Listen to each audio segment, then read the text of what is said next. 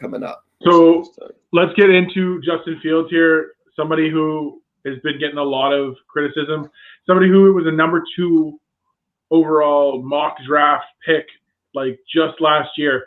Why the sudden change? Maddie, you're somebody who loves him so much. You can speak to that a little bit. I think it's crazy that the number 3 pick is being so controversial so far. The fact the 49ers want Mac Jones, we'll get into that a little bit here, but I think it's crazy. Like you said, Justin Fields was a number 2 ranked player not too long ago. It was him and Trevor Lawrence. And now we have Zach Wilson at number 2. Seems like a pretty sure thing. So here we are with San Francisco at number 3. There's 3 guys they're really eyeballing. Justin Fields is one. They're looking at Mac Jones, and Trey Lance is another name we're seeing bounced around. So I think it'll be good today to really get into a little bit of their film. We've got our expert Derik here today to break it down for us and kind of show what these guys are bringing to the table, pros and cons. Derik, what you got? Well, thanks for having me on again, guys. I really appreciate it. Really looking forward to always talking football with you guys. You guys are awesome. Plus, I love talking football and scheme and quarterbacks, obviously. I think it's really interesting, the trajectory that Justin Fields and really the roller coaster he's had really since the end of last season. And if you can even go back to the loss against Clemson the year before in 2019, and kind of that's really been up and down. How he was projected coming out in the 2020 season with different, and then after the season, with the different comments coming from, the infamous anonymous scouts or anonymous NFL executives and all those other types of things that always seem to lurk around. But I think when you put on the tape, and I think that when we talk about some of these things, you'll see that Fields pretty much checks the box in every category that you could really want. I think he would fit great in San Francisco's system in the boot and the protection. I know this is a Seahawks podcast and you guys probably don't want to hear that, but I think that he'd be a great fit in that kind of system. I think he's a really, really strong quarterback in the pocket, can make plays, second reaction throws, make plays on the run, use his legs in the run game as well too. And, I think that there's been some criticism of him hanging on to reads and stuff like that. Now, some of it is true, some of it is not. I think he understands defenses for the most part, and you'll see, when we kind of go through these cut-ups, what we're kind of talking about here. So the first play we're taking a look at is the semifinal game versus Clemson this past season. So for the radio and the podcast listeners, I know I'm going to try to explain this as easy as I can for you guys to kind of visualize what's happening on the field. So Ohio State is on the left hash here. They have 2 tight ends in the game. Both are to the right, one on the ball and one in a wing. They have a receiver split out wide, so they're in a 3-by-1 set, and this is a 22 personnel set. Okay, so what they're going to run here is what we call a Hank concept. Basically, you're pretty simple curl flat with a spot or a ball route that goes right over the middle of the field. So the first tight end that has had his hand on the ground, he's going to run the 7-yard ball route that's right over the center. The second tight end that's off in the wing is going to run the quick shoot or the quick arrow route and really, really pull that flat defender, whoever that may be. And then the receiver on the outside is usually going to run to a 10 to 12-yard curl, depending on the team.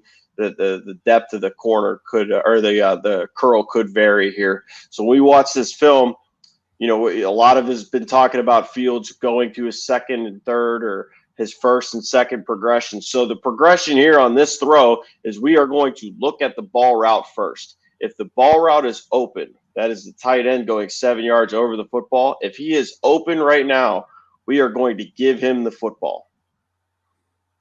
So here the tight end is covered by the linebacker number 47. So Fields will now get his eyes to whoever the flat defender may be. So Clemson's running a cover 3 variation here. That safety that is to the field shoots down and now takes away the tight end that's running on the arrow route.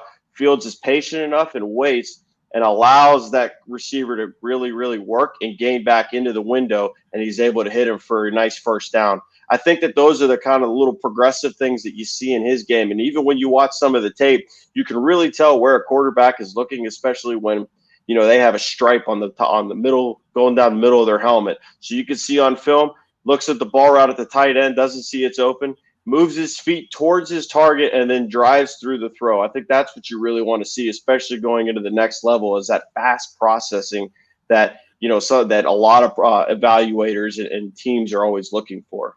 All right, so now we're looking at, again, Ohio State is now on the left hash again. They're in the same personnel grouping, meaning 12 personnel, 2 tight ends, 1 back on the field. They have both tight ends to the boundary here, 1 on the ball, 1 off of the ball. They have 2 receivers, 1 in the slot, 1 wide to the bottom of the numbers to the right side, or the bottom of the screen here. So Ohio State is going to run a little stop route, and then a drag per se, or, it could be like, just trying to get to the end zone, find open space kind of route here by the second tight end. So when we're watching this here, the first tight end, the corner follows with him on that stop or that curl route. Now, when you're looking at this and you see the second tight end, he works back into the middle of the field. The backer that would typically be in that area, Clemson sends a blitz. Well, typically, when you get a linebacker blitz, especially as a quarterback, you're always thinking of, like, what is my hot here? How can I get the ball out really quickly to apply pressure where they're sending pressure here? So Fields kind of sticks on this read here. He sticks on the tight end that's running the stop route. Now, he muscles the ball in there great. They end up scoring a touchdown, but he has the secondary tight end on the drag for just an easy touchdown. I mean, he could really just dump it to him, and he's wide open. Do they score? Absolutely. That's always what you want.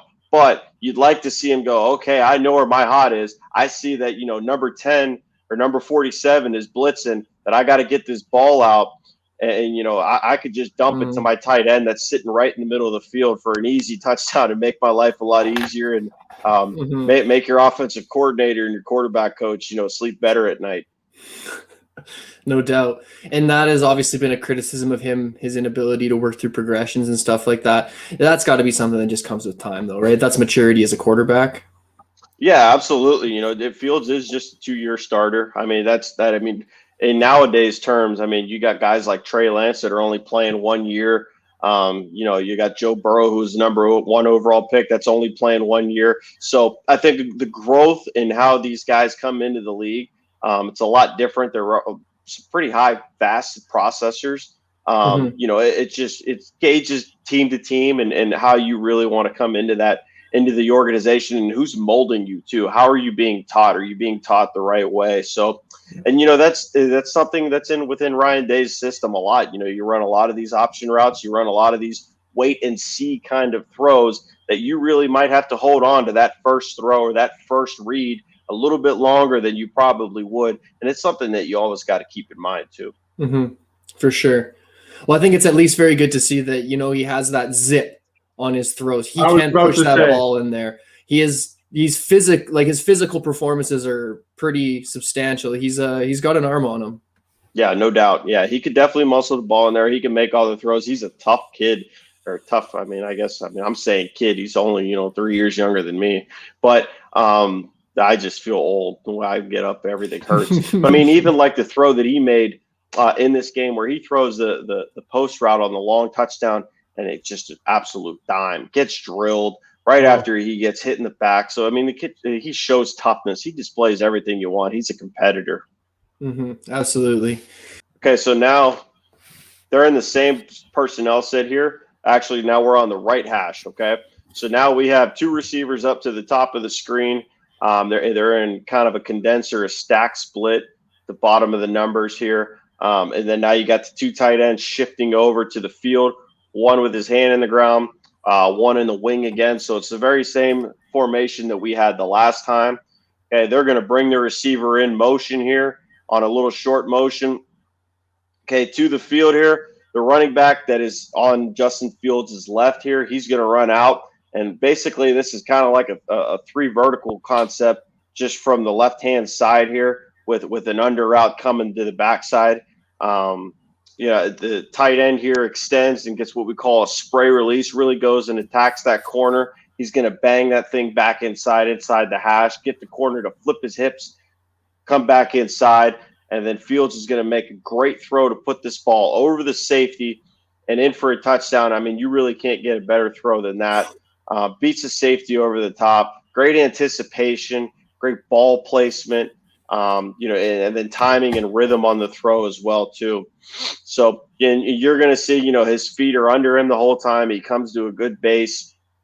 He sees that safety down, and he puts it right over his head with a great throw and really just drills that ball in there. And I mean, that's a big boy throw. You got to be able to really, put your big boy pants on, and especially in the red zone here, that's where you make your money in the NFL.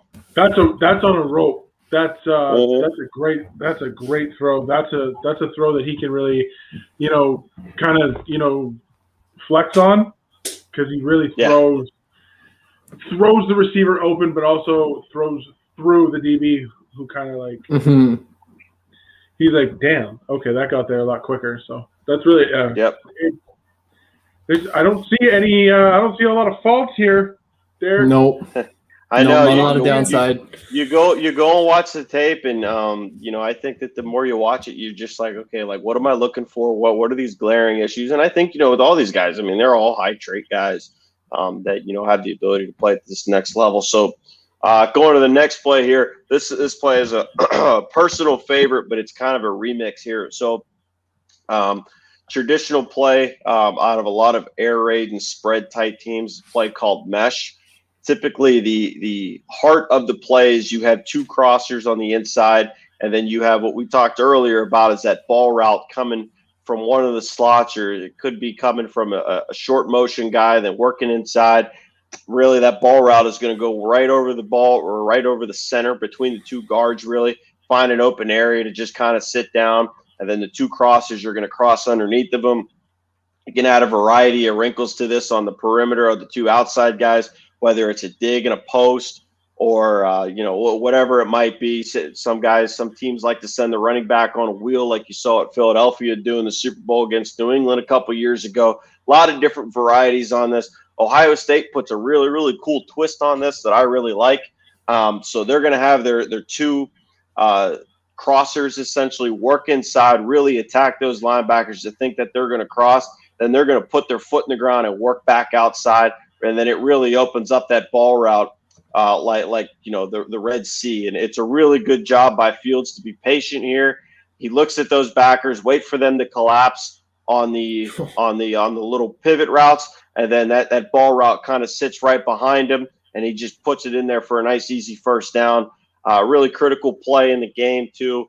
And it's a really, really nice read to sit there and be patient, and then now you're really just isolating your read to one guy. And then he also does a really good job of influencing defenders with his eyes. He's going to look at that defender and think that, hey, we're throwing this under. We're throwing this crosser. That linebacker condenses down. That ball route is able to slip right behind him and pick up a first down. That's a great play call. It looks like a great play design for starters, but he does a really good job of making sure he puts that ball out of the linebacker's reach, because number 7's still sitting back there. And it's that ball's too low, a little bit too far over. He can make a play on it, but he does a good job of keeping it out of his hands and making a good throw. That's a hell of a play. And then, you kind of see too, we talk about that stripe on the helmet. You can see exactly where he's looking at. He's looking at, 10. He's looking at the linebackers. He's looking at 7. Boom. He's looking at those conflict linebackers that could get in the way. That's where, at the pro level, it's so critical that you've got to be able to use your eyes to manipulate people, because guys are quick. I mean, this isn't, the guy that, and no offense to some of these guys, I mean, shoot, I'm one of them. They might end up being, accountants or something like that, or, school teachers. These guys in the NFL, they're getting paid to do this stuff, millions and millions of dollars. They're the elite of the elite. So you got to be able to influence them with your eyes and even your feet too.